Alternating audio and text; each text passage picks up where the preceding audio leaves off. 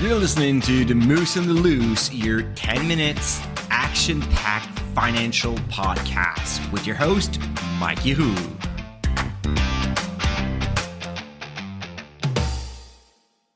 Hey, what's up, Market Moose? Mike from The Moose on the Loose. I hope you are doing well this Friday.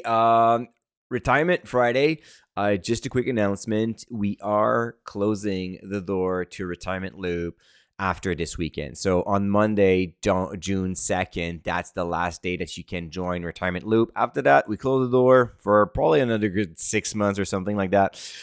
So you can go to retirementloop.ca/join to actually sign up for Retirement Loop. Today, actually, I just wanted to share a little bit of wisdom from the community that we have. We ask our loopers, this is how we call our members, what are important financial lessons that they wish they knew before. And I wanted to share 4 of them with you. And I have a bonus one at the end, actually, from my own perspective. So the first one, it's super obvious, but yet too many people forget about it and don't do it enough, don't do it at all, is to have a financial plan. And trying to do a financial plan at least 10 years before retirement. And if you can do that even earlier in your 30s, then you're golden. I used to write financial plans as a financial planner for a while, and the best persons that I worked with were in their late 20s, actually. They had a great job, they had a great vision, but already having this financial plan done, of course, when you're in your 20s and 30s, it's going to change 55 times before you get to retirement.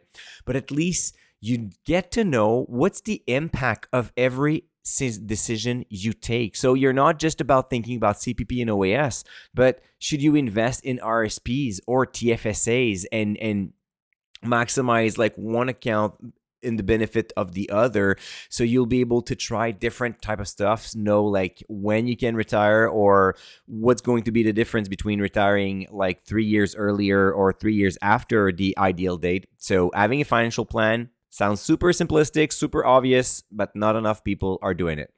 The second one, I found it very interesting, was about track your spending. Track your spending in a sense that then you are able to identify essential spending versus non-essential spending. And the big fear when you come at retirement is, of course, running out of money, not having enough money to retire. But once you have this kind of double layer budget where you have all your essential spending and then the non-essential, it's a lot easier for you to do realistic projections. Of course, according with that, if you're younger, you can identify some non-essentials that you can actually cut off your budget, start saving a little bit more, and the more you save aggressively, the better it's going to be down the road. Another thing that I lived through in my 20s, as I was growing my salary, getting promotions, and kind of feeling the urge to reward myself, be very careful about lifestyle inflation. Yes, you're making more and more money. Things are getting easier, but if you're spending it all, you're not going to get much at retirement either. So that's also an interesting way to do it. And finally, about tracking the spending, it can be helpful to have some slack in your budget so you can seize opportunities. I've told you a few weeks ago that I have refinanced my house. So now I have a larger home equity line of credit. Still unused. I have no special project right now, but having this money on the side, it's not really related to the budget, but it's another way to do it. I have this liquidity that is available if there are any opportunities that comes through my way, either on the stock market or a business venture or maybe buying a piece of land or I don't know. But I'll be ready. I won't have to turn around and ask money to the banker. I'll just have to write down the check and then move on with that project. So that could be super interesting. Another one that I found that is really crucial, and we don't talk enough because it's not part of money, is to be on the same page as your spouse. So talk about how you envision your retirement with your spouse, and then ask your spouse, what's their take on that? Because it might be different, and then you might have to make compromises or at least align some stuff. So that's super important to know, like how you envision how you're going to slow down. And I have this discussion with my wife, not necessarily about retirement, but we have like two children that are like being young adults now, so we are getting into a phase close that at one point the house will be empty, probably like in 5 or 6 years it's going to be empty, like we're going to be just like the two of us. So how do we envision this next phase of our life? Same thing as how do you envision retirement. It's super important to have your bucket list, your maybe your time buckets as well. How you plan on living this go phase where you are healthy, you have money, you have time, you want to like tick all of those items from your bucket list. But maybe your bucket list is completely different than your spouse. And that may be a problem, right? Because if she envisions that you're going to buy a sailboat and you're going to sail across the ocean, and on your side, your perfect year at retirement is actually to live nearby downtown and go see a bunch of shows and to follow the Montreal Canadiens and buy like hockey season tickets, well, it's not going to be compatible, right? So it's important to discuss about your dream and see how you envision that new phase of your life. Another one, going back to like that's the fourth one. So the first one was having a financial plan. The second one was to track your expenses, making sure that you have essential, non-essential expenses lined up. Being on the same page as your spouse, super important. And then stick to the same investment strategy. Oh my God, so many people these days. You know what? There will be, and I can forecast the future on this one super easily, there will be new products, new strategies that are going to come up every like 5 years or so. And right now we have like a big wave about covered call ETF. And before that, it was something else. And after that, it's going to be something else. And I'm not saying it's good or it's bad. That's not the point. The point is, if you keep on flipping from one strategy to another every 2-3 years, because you look back at the past and then you say, oh, that strategy was the best one over the past 5 years, so let me invest in it right now. A lot of people are doing this right now with the S&P 500. And of course, again, I'm not saying that investing in this S&P 500 is bad. It's actually pretty good. I have a large exposure to US stocks. I'm a big fan of that.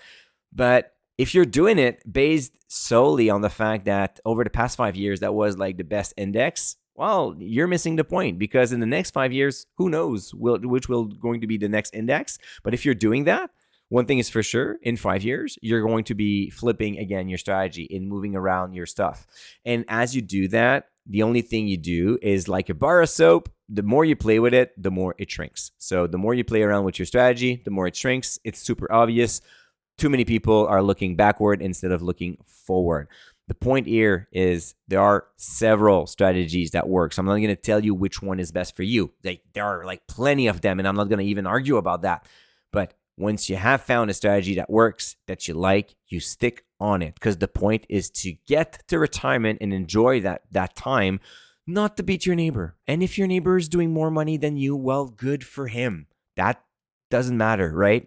And finally, the bonus that is for younger people, but that's what I'm trying to teach my children right now. Do everything you can to get to $200,000 in investment at the age of 35. If you do that, you're all set. I mean, using just the simple rule of 72, imagine 7% return. Every 10 years, you're going to double your return. So if you have 200 at 35, you're going to have 400 at 45. You're going to have $800,000 at 55 and 1.6 million at 65.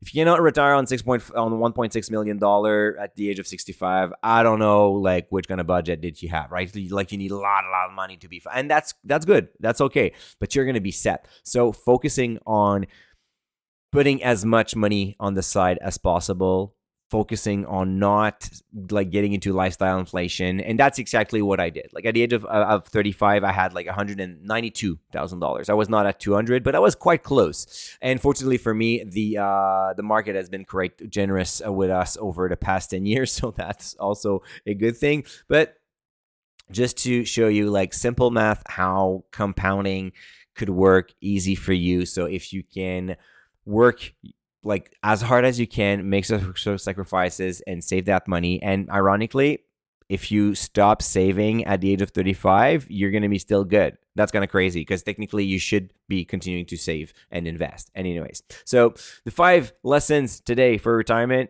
do a financial plan, track your spending, be on the same page with your spouse, stick to the same investment strategy. And if you're younger, try to get as close as possible to $200,000 by the age of 35. And that's going to be a great path to retirement.